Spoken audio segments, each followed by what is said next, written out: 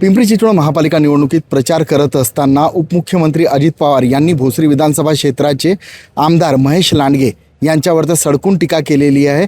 भ्रष्टाचाराच्या आकाला संपवायचं आहे या शब्दामध्ये अजित पवार यांनी महेश लांडगेंवर टीका केलेली आहे. याविषयी बोलण्याकरिता आपल्यासोबत स्वतः महेश लांडगे आहेत. दादा, काय सांगाल एकूणच अतिशय कठोर शब्दामध्ये उपमुख्यमंत्री अजित पवार तुमच्यावर टीका काय करत आहेत, काय करण्यात याला? नैराश्य. त्यांना 128 उमेदवार उभे करताना आले. ज्या पक्षाकडं कधी काळी उमेदवारी घेण्याकरता फार इच्छुक असायचे त्या उमेदवाराला त्या पक्षाला 128 उमेदवार उभं करताना आले. हे सगळ्यात मोठं दुःख आहे, बाकी काहीच नाही.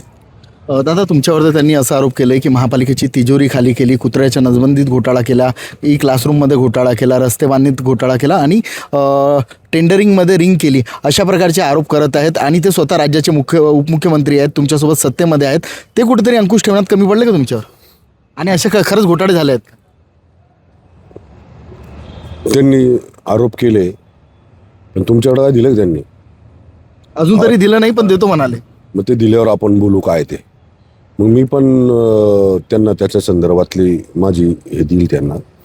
पण त्यांची जी काय आरोप करण्याची आत्ताची जी आहे ना पद्धत, सवय, ती आत्ताची नाही आहे.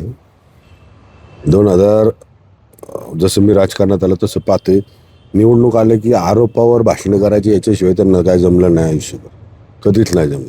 विकासावर बोला ना. पिंपरी चिंचवड शहरामध्ये सुज्ञ नागरिक आहात, पुणे जिल्ह्यात सुज्ञ नागरिक आहात, एवढे दिवस पालकमंत्री म्हणून काम केलं, अजून पण आरोपावरच बोलणार का काय तुम्ही? ते पण खोटे आरोप, खोटे आरोप. अहो, आपल्या लेखाचं बघा काय झालं. भारतीय जनता पार्टीमुळं आल्यामुळं तुम्हाला काय तुमचे गुन्हे लपवता येणार नाही. तुमचं स्वतःचं चालू आहे ते पहा, पाटबंधारे सगळे तुम्ही ते पहा ना. त्याचा विचार करा, आत्मचिंतन करा, आत्मपरीक्षण करा. विनाकारण कुणाचं ऐकून असे घिसेपिटे आरोप करू नका.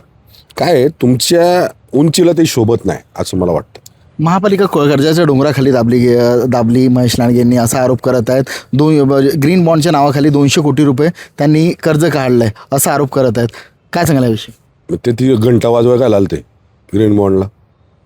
आयुक्तांबद्दल महापालिकेबद्दल तर चांगलं बोलत होते. मग त्या दिवशी मुंबईला मुख्यमंत्री ते सगळे होते तेव्हा चांगलं बोलत होते. आता त्यांना काम हे दिसायला लागलो, काय कळत नाही मला. त्यांना पिंपरी चिंचवड शहराचे काय आले माहिती का, ते अस्वस्थ झालेत. आपल्याला 128 उमेदवार उभे करताना आले या शहरात. मी कारभारी होतो, मला 91 पासून खासदार होतो, मी आलोय का? हे आता सोडून दिलं त्या पाहिजे लोकांनी. लोकांना आता हाय ते वास्तव स्वीकारलं पाहिजे, त्याच्यातनं आपण मार्ग काढला पाहिजे, आत्मपरीक्षण केलं पाहिजे. लोकांनी भारतीय जनता पार्टीला का निवडलं, लोक भारतीय जनता पार्टीच्या मग काय आहेत, हेच आरोप, सेम आरोप महेश लांडगेवर 2024च्या विधानसभेत सुद्धा केले. ज्यांना तुम्ही आदरणीय पवार साहेबांच्या परीक्षात पाठवलं त्यांनीच हे आरोप केले. परत तेच लोक तुमच्याकडे आले, त्यांचेच आरोप तुम्ही करताय. हे ठरवून केलेलं जे काही षडयंत्र आहे ना, त्याच्यामध्ये तुम्ही जाऊ नका. लोकांनी महेश लांडगेला स्वीकारले, भारतीय जनता पार्टीला स्वीकारले, याचं आत्मपरीक्षण करा. का स्वीकारले? दूरदृष्टी ठेवून काम करतोय आम्ही, लोकसंख्या डोळ्यासमोर ठेवून काम करतोय.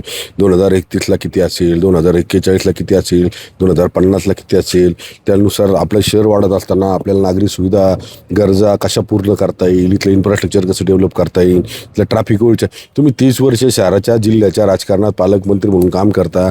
काय शहरात ट्रॅफिक जाम होतंय? तुम्ही जर नियोजित काम केलं असतं ना 1991 पासून, तर आत्ता हे ट्रॅफिक नसतं झालं. तर सगळं सुनियोजित काम करण्यासाठी साधक बाधक चर्चा होऊ द्या, आपण त्याच्यावर चर्चा करू. आणि जर तुम्हाला आरोपच करायचे असतील तर मग तुमची सवय मी नाही ना मोडू शकत. दादा, तुमच्यावर त्या अतिशय गंभीर स्वरूपाचे आरोप करत आहेत. मुख्यमंत्री देवेंद्र फडणवीस यांच्याकडे तुम्ही तक्रार करणार का? नाही, मी नाही तक्रार करणार, बिलकुल नाही करणार. दादा, तक्रार करायची काय बरं सांगा बरं, काय तक्रार करायची? अरे स्वतः म्हणजे झाकून पाहिलं पाहिजे, आरच्या पुढे उभं राहिलं पाहिजे त्यांनी. आपण आरोप करतो, एवढ्या गंभीर स्वरूपाचे आरोप करतो, आपल्याकडे काय पुरावे नसताना आरोप करतो, हे त्यांनी पाहिलं पाहिजे ना. आपल्याकडे स्वतःच्या याच्यावर किती डाग आहेत ते बघा ना. तुम्हाला दिसते ना आरच्या पुढे उभं राहिल्यावर. पाहिलं त्याच्यावर आपल्या लेखाचं चीन. मला न विचारता काम केलं त्यांनी, असं कसं होईल? मला न विचारता त्यांनी डॉक्युमेंट केलं, असं कसं होईल? अरे काय लोक काय दूध खुळी राहिलेत का जनतेला सगळं कळतंय ना. हा उगाच त्या डीपमध्ये जायचं नाही. आम्हाला आमचा युतीचा धर्म पाळायचा आहे. युतीच्या वरिष्ठ नेत्यांमध्ये ते येतात, आमच्या घटक पक्षांमधले मोठे नेते येतात, त्याच्यात बोलायचे नाही मला. तरी दादा माझा एक प्रश्न आहे, जर तुमच्यावर तर असेच ते आरोप करत राहिले तर त्यांच्या मुलाचा जो चौकशी समितीचा अहवाल आहे, जे मुंडवारच्या जमिनी प्रकरणाचा, ते तुम्ही बाहेर काढणार? नाही, मला असलं नीच दर्जाचं राजकारण करायचं नाही. दादा की एक- कुणाची बदनामी करून, कुणाला बदनाम करून मला राजकारण करायचं नाही. मला समाजकारण करायचं आहे. दादा अजित पवार पिंपरी चिंचवड शहरात सोयीचं राजकारण करतात का? कारण की त्यांचं काल असं म्हणणं होतं की भोसरी विधानसभा क्षेत्रात विलास लांडेंना अडचण व्हायला नको, म्हणून मी महेशला स्टँडिंगचं चेअरमॅन केलं आणि त्यानं नको ते केलं. ही त्यांची सवय आहे पहिल्यापासून. त्यांनी पिंपरी चिंचवड शहरामध्ये कुठलंच नेतृत्व मोठं केलं नाही. म्हणजे आमचे प्रथम महापौर ज्ञानेश्वर लांडगेंपासून पहा तर आत्तापर्यंत पहा, म्हणजे पार मंगलाताई असतील, योगेश बेल असतील किंवा बाकी अन्य नेते असतील, कुणाला मोठंच केलं नाही यांनी. एखाद्या एवढा जर यांचा अनुभव आहे, 25-25, 30-30 वर्ष जर नगरसेवक म्हणून काम केलं यांनी, महापौर, तर यांना कुठंतरी राज्याच्यामध्ये चांगल्या आजमबाईं सरकारने आता आज त्यांच्या घरी गेले, आजमबाईंच्या घरी गेले मागच्या आठवड्यात. आजमबाईंना महामंडळ दिलं. काय महामंडळाचं होतं त्या सांगा मला, काय होतं सांगा? काहीच नाही.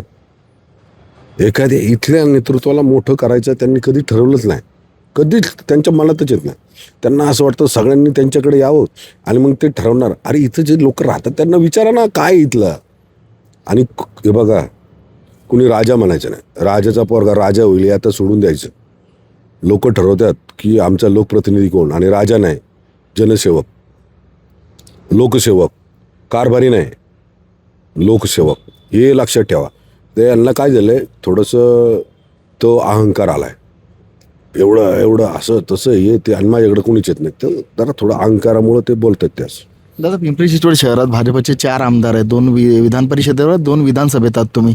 महेश लांडगेच का टार्गेट होतो? कुठेतरी त्यांच्या तालमीत तून सुरुवात करणारा एक पुढारी आज विकास कामात सरस ठरला, म्हणून ते तुम्हाला टार्गेट करतात. विकास कामाच्या बाबतीत म्हणाल तर मग भारतीय जनता पार्टीच्या माध्यमातून आमचे महापौर असतील, सगळे पदाधिकारी असतील, आमचे पक्षाचे सगळे हे असतील विकासाच्या बाबतीत, आणि त्यांच्या तालमीत हे काय लावले मला कळतच नाही. आदरणीय शरदचंद्रजी पवार साहेबांमुळं पिंपरी चिंचवड शहर त्यांना ओळखायला लागलं.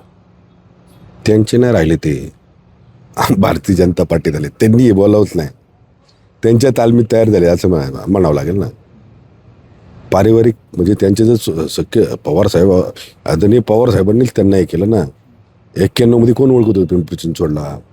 त्यांना खासदार करायच्या वेळेस आमचेच सगळी इथली लोक होते ना. त्यांनी जर मतदान नसतं केलं तर खासदार झाले असते का? त्यांना मतदान कुणामुळं केलं? पवारसाहेबांमुळं. त्यांचे राहिले का ते? नाही राहिले. मग त्यांनी आमच्यावर आरोप नाही करावा. आपण पाहू शकतो की अजित पवार यांनी महेश लांडगेवर अतिशय कठोर शब्दात आरोप केले होते. मात्र माझ्यावर आरोप करण्यापूर्वी स्वतःकडे पहा आणि आत्मपरीक्षण करा, असं आवाहन महेश लांडगे यांनी केलं आहे. गोपाल मोडघरे, साम टीव्ही न्यूज, पिंपरी चिंचवड.